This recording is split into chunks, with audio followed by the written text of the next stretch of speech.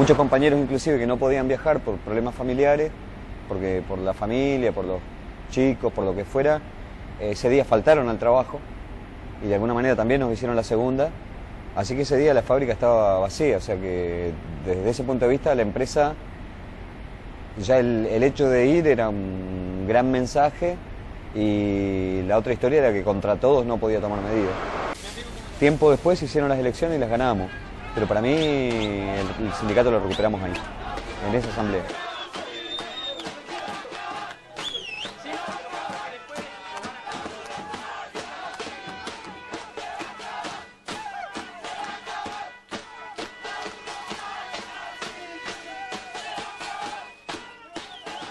Cuando tuvimos como comisión interna, bueno, nos tocó... La empresa presenta un preventivo de crisis, que fue la otra maniobra que intentó practicar para despedir a 100 obreros, terciarizar sectores, se la jugaba.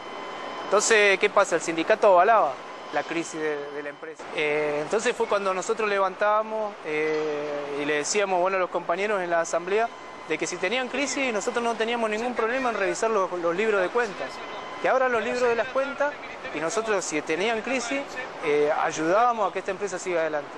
Pero como sabíamos que no era así, que la empresa no tenía crisis, nunca iban a abrir los libros de contabilidad, entonces se lo demostramos nosotros mismos, porque nos parábamos los delegados en el portón y sacábamos la cuenta de cuántos camiones salían, con cuántos pales, y después sacábamos la cuenta de cuánta plata era, íbamos a la asamblea y le explicamos a los compañeros, tantos camiones son nuestro sueldo, compañeros, tantos camiones es para la materia prima y tantos camiones es para la ganancia de la empresa, que era entre un 80 y un 85%.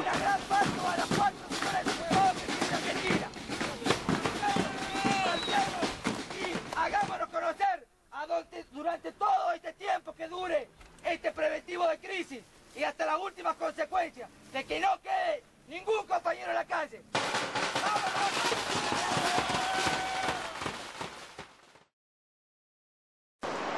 La asamblea decidió de que para ir a discutir el preventivo de crisis a Buenos Aires, porque de hecho lo llevaron a Buenos Aires para discutirlo, tenía que estar presente la comisión interna. Si no estaba la comisión interna, todo lo que firmara el sindicato, la burocracia, no era aceptado por los trabajadores. Entonces, ahí ya se empezó a demostrar la confianza que no tenían los compañeros. Cuando nosotros fuimos a discutir a Buenos Aires el preventivo de crisis, la gente del Ministerio de Trabajo de Buenos Aires nos decía, es la primera vez que pasa, dice, en la historia de una fábrica o de los sindicatos, que una comisión interna venga a discutir un preventivo de crisis. Porque esto, por lo general, es que venga el secretario general del sindicato o el secretario general de la federación. Pero ustedes vinieron como comisión interna. Y lo que más le dolía, que le reventaba, era de que nosotros decíamos, bueno, ¿cuál es la propuesta de ustedes? Nosotros tirábamos nuestra propuesta y cuando ellos decían, bueno, acordamos con esto, vemos, y nosotros decíamos, bueno, pero nosotros tenemos que consultar con los obreros. Entonces se morían. Ellos decían, no puede ser. ¿Qué son, dirigentes o los dirigen? No, a nosotros no, en una palabra nos dirigían nuestros compañeros.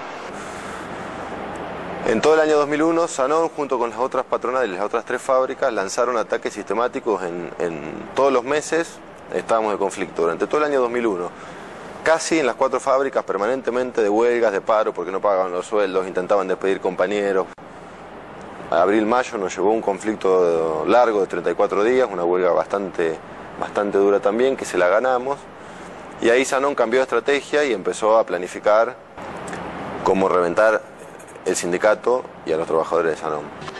Entonces inició todo el chantaje del cierre de la fábrica, el lockout ofensivo, que implicaba ir cerrando la fábrica parcialmente, fue apagando los hornos, fue cortando el servicio de enfermería, el servicio de transporte, digamos, cerrando la fábrica a la vez que nos decía que o aceptábamos la mitad de los despidos o la fábrica cerraba para siempre. O sea que el tema del cierre de la fábrica era un gran chantaje para que los compañeros se dividieran y terminasen aceptando la mitad de los despidos. Nosotros sabíamos que entrar acá iba a ser fácil. El tema era quedarse. Nosotros queríamos que esa decisión estuviera muy madurada. Nosotros no queríamos entrar un día para que nos saquen al otro, o que nos saquen a la semana. Entonces queríamos que esa decisión la tuviera la inmensa mayoría de los compañeros. Nosotros en decisiones difíciles como esta no solamente apelamos a la mayoría de la asamblea, la mitad más uno nos sirve para nosotros en una decisión como esa. Tiene que ser más. Entonces esperamos los ritmos de los compañeros, esperamos hasta que estuvieran las condiciones bien maduras, hasta que la mayoría de los compañeros estuviera convencido a muerte de esto, porque sabíamos que una vez adentro se nos venía toda la presión, se nos iba las amenazas, el tema del desalojo y demás. Entonces dijimos, bueno, si lo hacemos, pero lo hacemos en serio. Es decir, si vamos a entrar a la fábrica y empezar a ponerla en funcionamiento, la tenemos que defender a muerte. ¿Cuántos compañeros hay dispuestos a defender esto como sea, a como dé lugar? Y bueno, fue la mayoría absoluta. Cuando todo el mundo se sintió convencido de esto, entramos.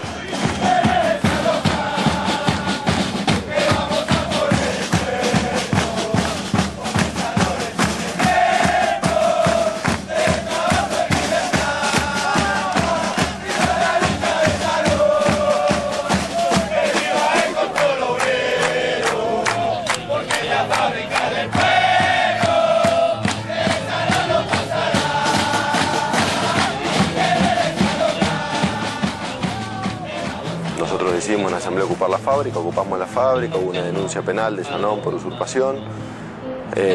Nosotros le contestamos diciendo que no había ningún delito, que el delito en todo caso lo estaba cometiendo él.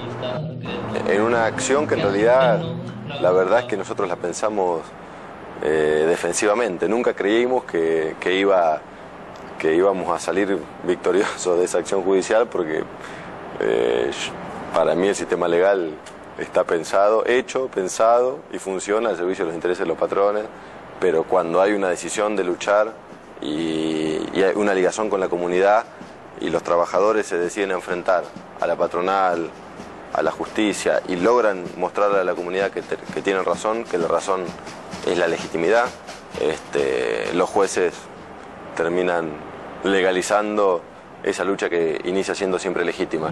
La estetización es una figura que existe en la Constitución y existe en la ley. Lo que pasa es que la discusión ahí es una discusión no tanto jurídica sino política, porque cada vez que el Estado expropia un bien, paga a la persona a la que ese bien se le expropia.